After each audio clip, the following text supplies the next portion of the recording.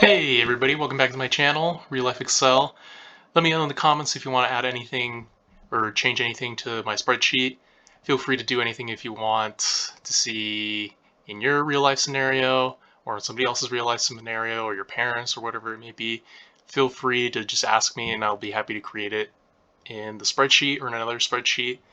Just, yeah, send me a comment or a message or whatever and I can build this up for you and you can kind of get some ideas to let you know how to go.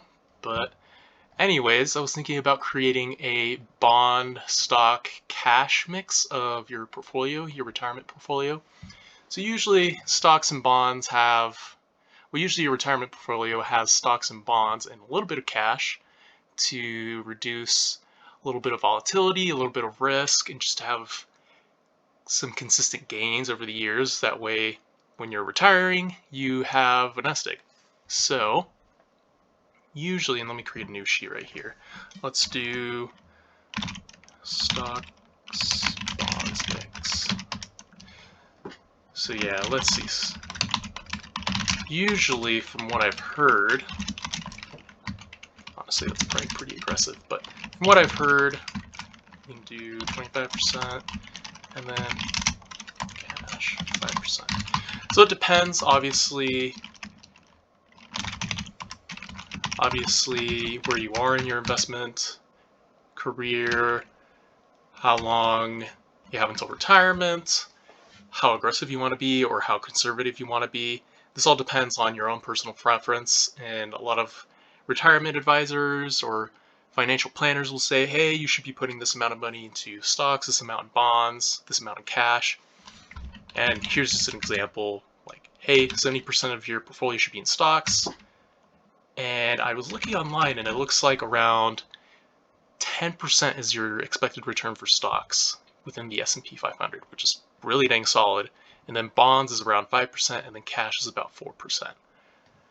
So I'm thinking, okay, let's see what our returns are if we actually put in weights and how our portfolio makeup should be based on our calculator. So here I was just doing random returns, saying, okay, earlier years are probably going to be more aggressive, later years probably more conservative on the returns. I'm going to delete this just for making it a little bit less confusing, but I could change the color on this if it'll let me. Could do an orange. Yeah, that's fine. So, thinking for the early years, we're going to want to be more aggressive. So, early years, going to be way more aggressive. We'll do vertical text, but we should probably, there we go. Do C. I guess that's not the prettiest. Whoa.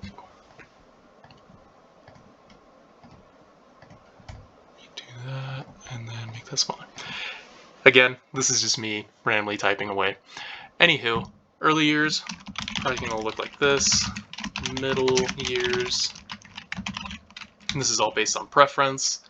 You can just copy and paste this over.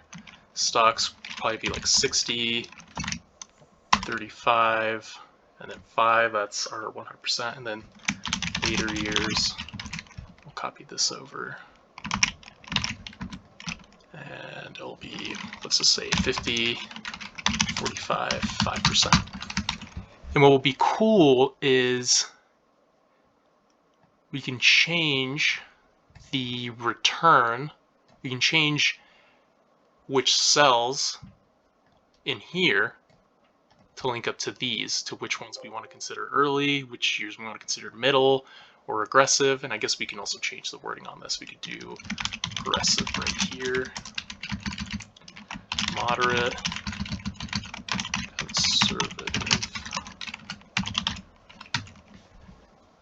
And as I said earlier, let's do the returns. So returns, so 10% was about our average 40-year return, 5%.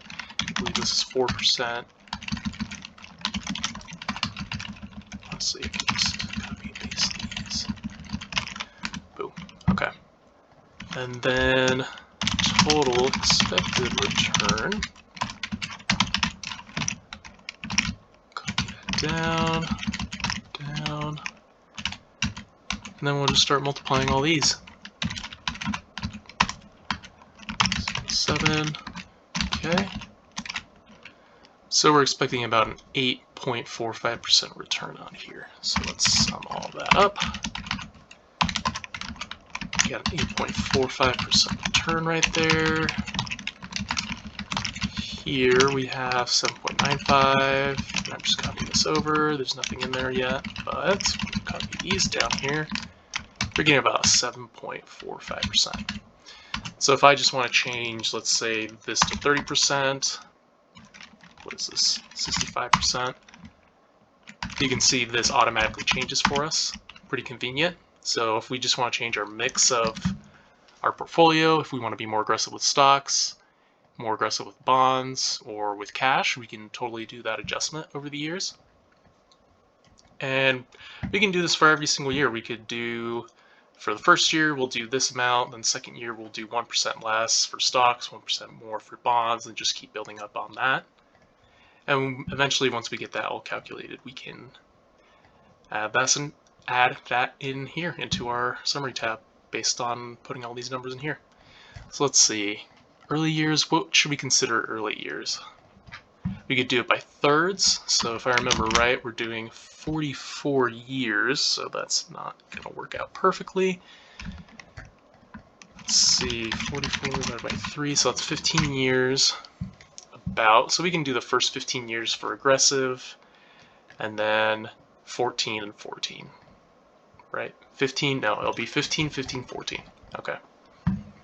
So the first 15 years, we're going to do this return. So 15, count 15. So these 15 years, and we'll do light green right here just to show that this is the first 15 years.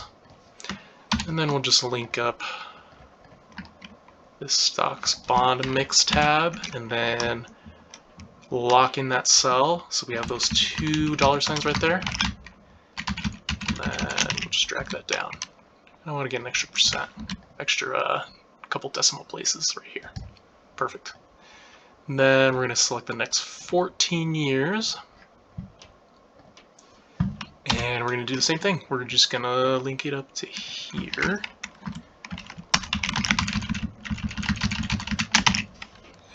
And do that. 0.5% less return. You can see the yellow also as well, kind of matching off with the conditional formatting and the highlighting that we did. Let me do red right here. Okay, and link that.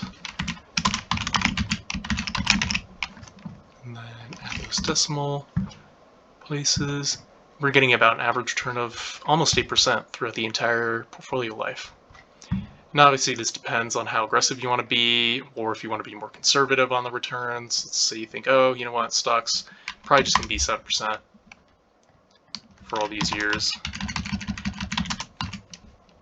And that'll change your base case like that, 6%.